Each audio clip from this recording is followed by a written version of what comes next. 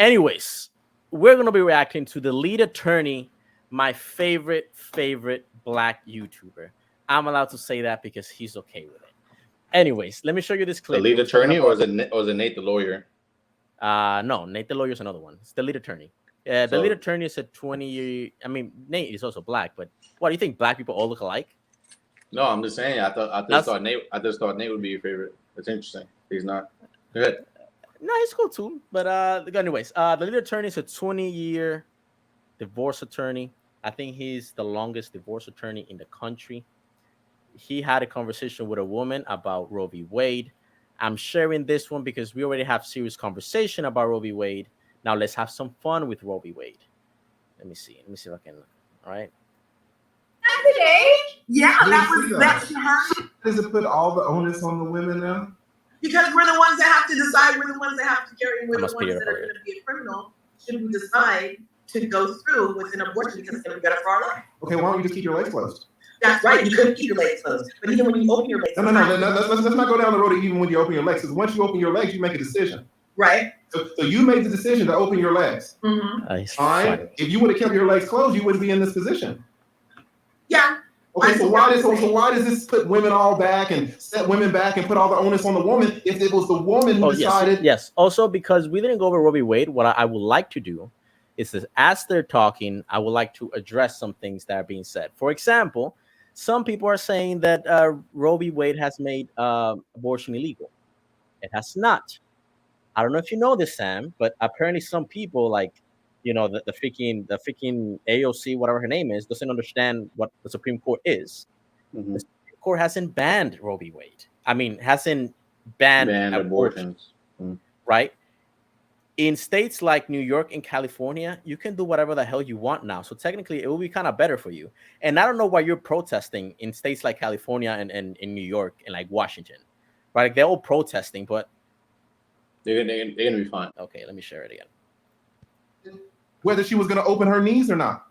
So when a woman decides to open her knees, there are many situations where when you deal with some men, they can take the rubber off, they can poke a hole in it. There's all different kinds of situations. You have a right to open your legs, and you should have the right. Exactly, and you have a right to suffer the consequences. But there shouldn't be a consequence only for the woman. It's only the woman who decided to open her legs. No, because the man decided to get between them. That's two. What are you talking about? The man cannot get things that happen. Ma'am, the man cannot get in between anything if the woman closed her legs. We're not talking about rape. We're talking about regular sex. Mm-hmm. If the woman would have closed her legs, there's nothing for the man to get in between. Well, that's your. It sounds like you are not accepting 100% responsibility for a decision that is 100%. Is this decision to open? Okay, another thing.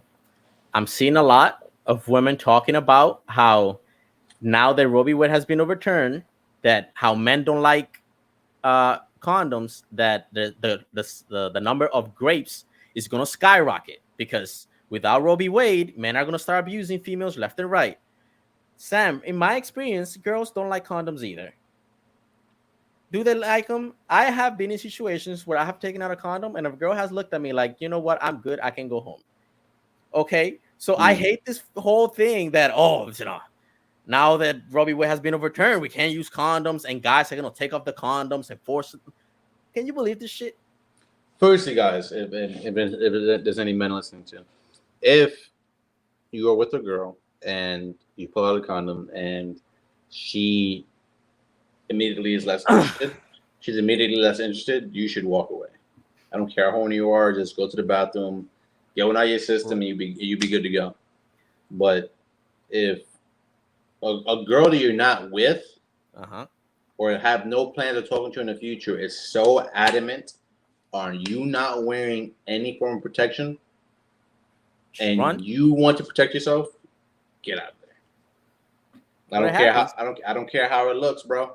I don't care how inviting it might look for you. Don't do it. It's not a good idea. But this is when we had the conversation about women's agency, right? Now that Roe v. Wade is illegal, girls apparently, right? Now that Roe v. Wade has been overturned, females, like, now they don't have any power. Now men are going to force themselves on them. Like, they don't have the power to say no. Well, I feel like what's really going on here is that women are using. I think a lot of women are using these kind of arguments, such as what we just mentioned in regards to men are going to become more aggressive.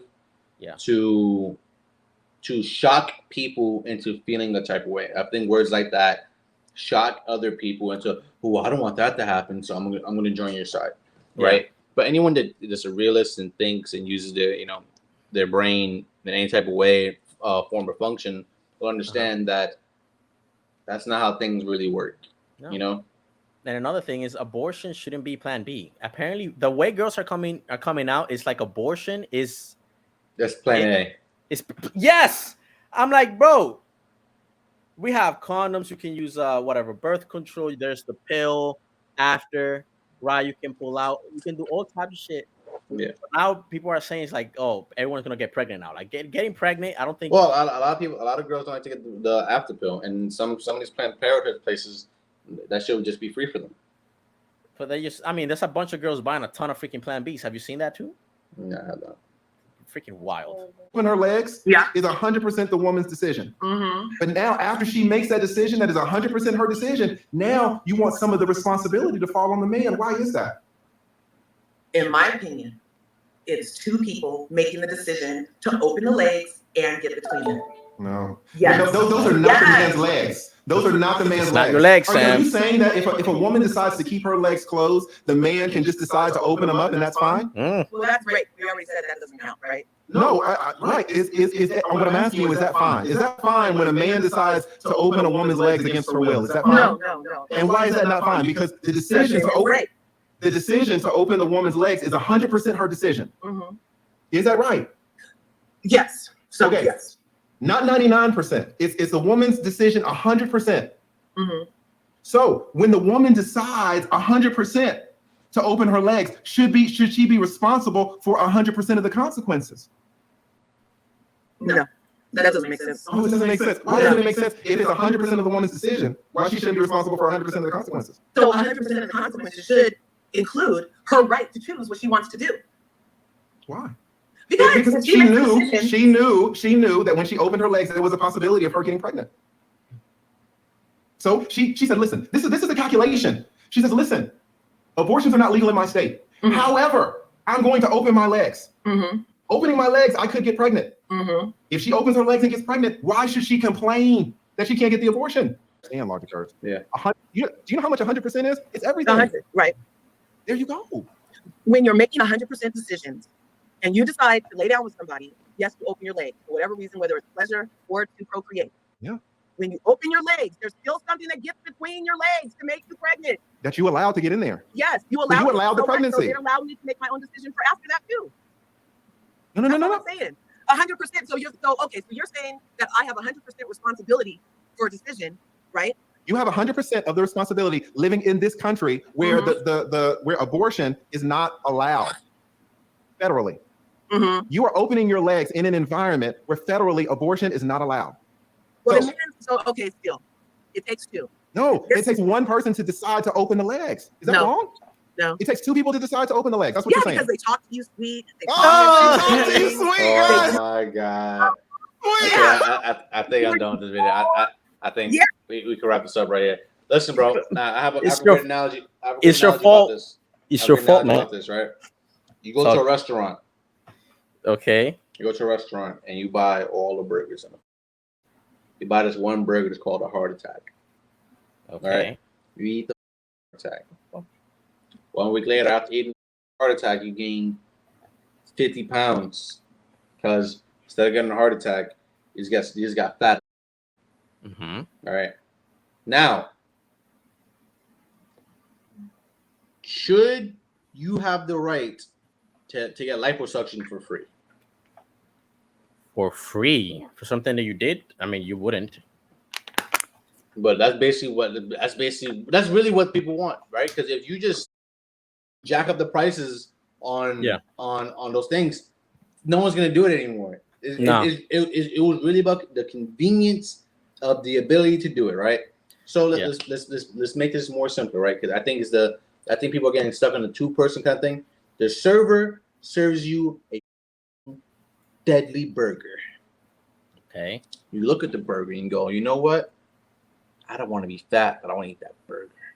You Okay. eat the burger, you then get fat, and then you complain that the prices for liposuction are way too high, and you don't want to work out. So you're You just whine to the world about how life isn't fair because if the server never served you a burger, then you'd be fine. So now it's the server's problem that they served you the burger. so you're saying that in your scenario, the server is the man, the burger is the cum, and the woman eating the Yeah, burger is her yeah. getting cream pied. Yes. That's what you're saying.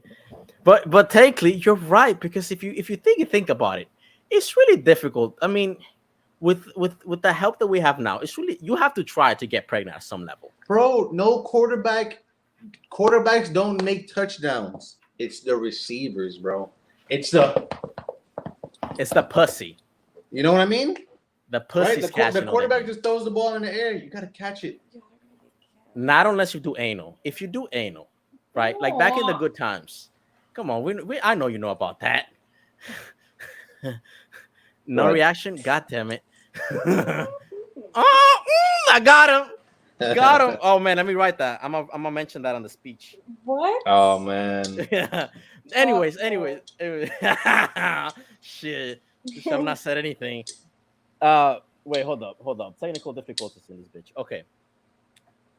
So what you're trying to say is that women should be more responsible for eating that burger.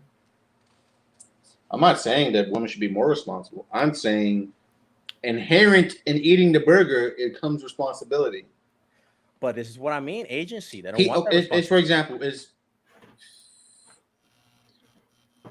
obese people would blame the price of healthy food as to why they're as big as they are.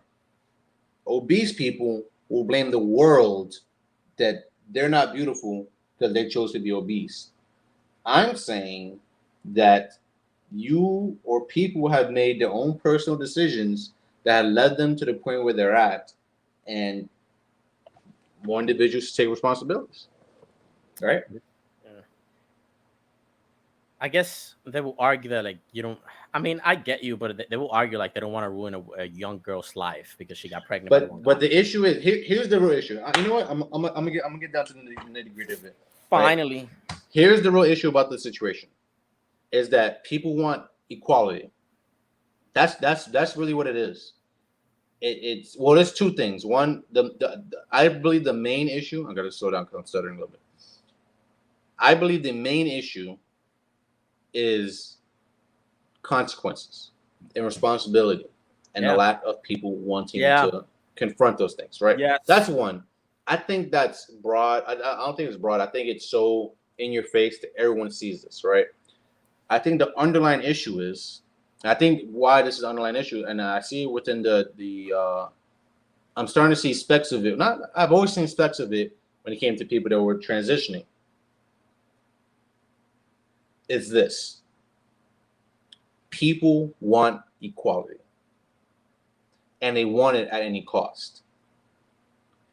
But they want equality even if you are born in a situation that costs that where something might cost more for you than it costs someone else, right?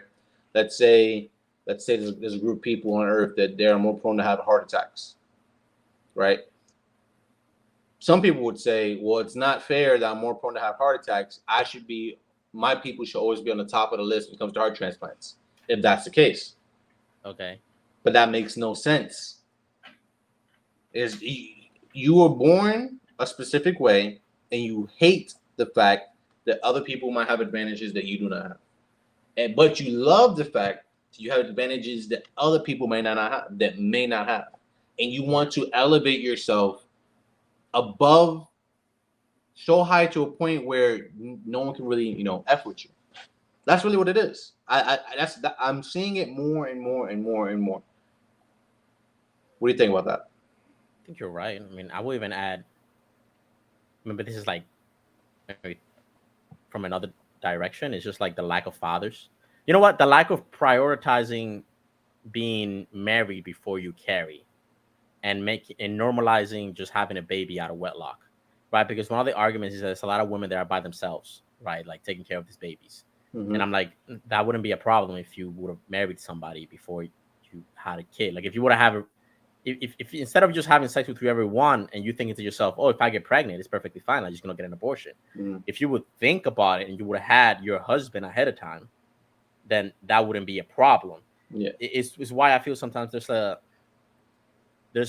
feel like fathers are treated like as second class parents, right? Like they're not valued. Like the world. I never understood why fathers are treated as second class parents. Well, it's like Because here's the reality of it. Here's the reality Yeah. of the situation. Almost all criminals within jail come from single mothers.